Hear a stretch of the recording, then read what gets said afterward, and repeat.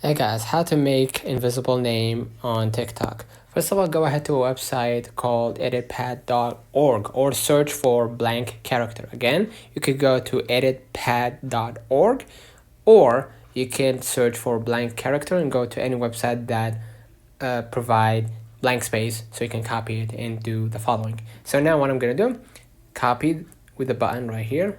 You can copy it manually, of course, or test it right here.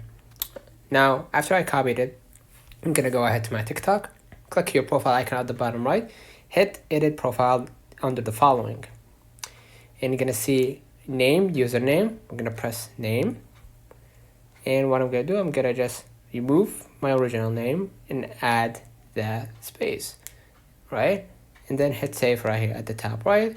And you can change your name once every 7 days. So if that name is temporary, you have to wait at least 7 days if you want to change it back. So let me know in the comments if this video helped you. Don't forget to like and subscribe. See you.